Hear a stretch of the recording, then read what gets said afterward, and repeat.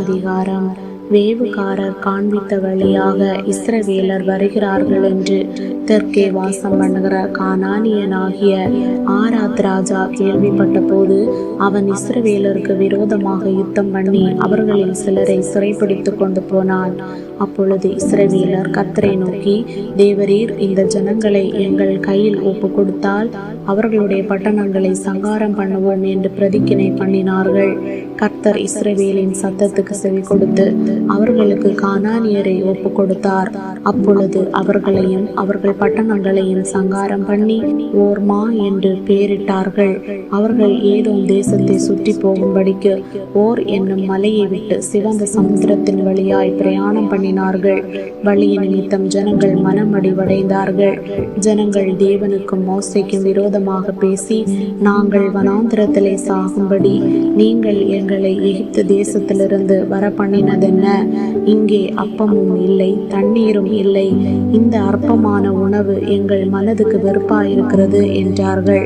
அப்பொழுது கர்த்தர் கொள்ளைவாய் சர்ப்பங்களை ஜனங்களுக்குள்ளே அனுப்பினார். அவைகள் ஜனங்களை கடித்ததினால் இஸ்ரவேலருக்குள்ளே அநேக ஜனங்கள் செத்தார்கள்.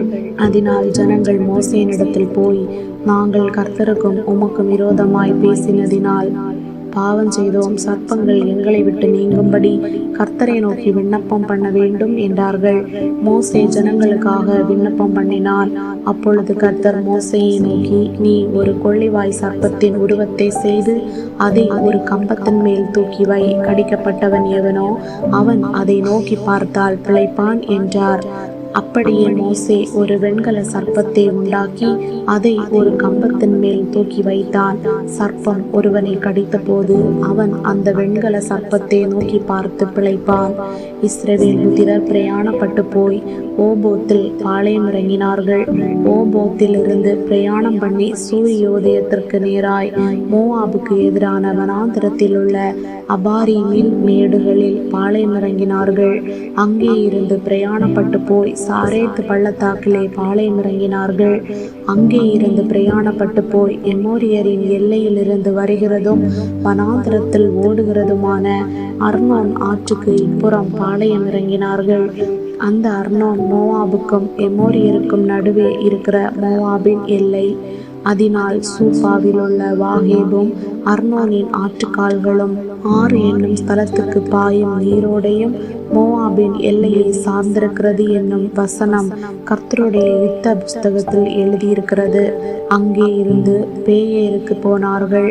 ஜனங்களை கூடி வர செய், அவர்களுக்கு தண்ணீர் கொடுப்பேன் என்று கர்த்தர் மோசேக்கு சொன்ன ஊற்று இருக்கிற இடம் அதுதான். அப்பொழுது இஸ்ரவேலர் பாடின பாட்டாவது, ஊற்று தண்ணீரே பொங்கி வா, அதை குறித்து பாடுவோம் வாருங்கள். நியாய பிரமாணிக்கனின் ஏவுதலால் அதிபதிகள் கிணற்றை தோண்டினார்கள். ஜனத்தில் மேல் மக்கள் தங்கள் தண்டாயுதங்களை கொண்டு தோண்டினார்கள் என்று பாடினார்கள். அந்த வனாந்தரத்திலிருந்து மாத்தனாவுக்கும், மாத்தனாவிலிருந்து நகாலியேலுக்கும், நகாலியேலிலிருந்து பாமோத்துக்கும், பள்ளத்தாக்கில் உள்ள மோவாபின் வெளியில் இருக்கிற பாமோத்திலிருந்து எஷிமோனை நோக்கும் பிஸ்காவின் உச்சிக்கும் போனார்கள். அப்பொழுது இஸ்ரவேலர் எமோரியரின் ராஜாவாகிய சீகோனிடத்தில் ஸ்தானாபதிகளை அனுப்பி, உமது தேசத்தின் வழியாய் கடந்து போகும்படி உத்தரவு கொடுக்க வேண்டும். நாங்கள் வயல்களிலும் திராட்சை தோட்டங்களிலும் போகாமலும் துறவுகளின் தண்ணீரை குடியாமலும் உமது எல்லையை கடந்து போக மட்டும் ராஜபாதையில் நடந்து போவோம் என்று சொல்ல சொன்னார்கள். சீகோன் தன் எல்லை வழியாய் கடந்து போக இஸ்ரவேலுக்கு உத்தரவு கொடாமல் தன் ஜனங்கள் எல்லாரையும் கூட்டிக் கொண்டு இஸ்ரவேலருக்கு விரோதமாக வனாந்திரத்திலே புறப்பட்டு யாகாசுக்கு வந்து இஸ்ரவேலரோடு யுத்தம் பண்ணினான். இஸ்ரவேலர் அவனை பட்டய கருக்கினால் வெட்டி அர்னோன் தொடங்கி அம்மோன் புத்திரரின் தேசத்தை சார்ந்த யாப்போக்கு வரைக்கும் உள்ள அவனுடைய தேசத்தை கட்டி கொண்டார்கள். அம்மோன் புத்திரரின் எல்லை அரணிப்பானதாயிருந்தது. இஸ்ரவேலர் அந்த பட்டணங்கள் யாவையும் பிடித்து எஸ்போனிலும் அதை சார்ந்த எல்லா கிராமங்களிலும் எமோரியருடைய எல்லா பட்டணங்களிலும் குடியிருந்தார்கள். எஸ்போனானது எமோரியரின் ராஜாவாகிய சீகோனின் பட்டணமாயிருந்தது. அவன் மோவாபியரின் முந்தின ராஜாவுக்கு விரோதமாக யுத்தம் பண்ணி அர்னோன் வரைக்கும் இருந்த அவன் தேசத்தை எல்லாம் அவன் கையில் இருந்து பறித்து கொண்டான். அதனாலே கவி கட்டுகிறவர்கள் எஸ்போனுக்கு வாருங்கள், சீகோனின் எஸ்போனின் பட்டணம் ஸ்திரமாய் கட்டப்படுவதாக. எஸ்போனிலிருந்து அக்கினியும் சீகோனுடைய பட்டணத்திலிருந்து ஜுவாலையும் புறப்பட்டு மோவாபுடைய ஆர் என்னும் ஊரையும் அர்னோனுடைய மேடுகளில் உள்ள ஆண்டவமார்களையும் பட்சித்தது. ஐயோ மோவாபே, கேமோஷ் தேவனின் ஜனமே, நீ நாசமானாய். தப்பி ஓடின தன் குமாரரையும் தன் குமாரத்திகளையும் எமோரியரின் ராஜாவாகிய சீகோனுக்கு சிறைகளாக ஒப்பு கொடுத்தான். அவர்களை எய்து போட்டோம். எஸ்போன் பட்டணம் தீபோன் ஊர் வரைக்கும் நாசமாயிற்று. மேதேபாவுக்கு சமீபமான நோப்பா பட்டண பரியந்தம் அவர்களை பாழாக்கினோம் என்று பாடினார்கள். இஸ்ரவேலர் இப்படியே எமோரியரின் தேசத்திலே குடியிருந்தார்கள்.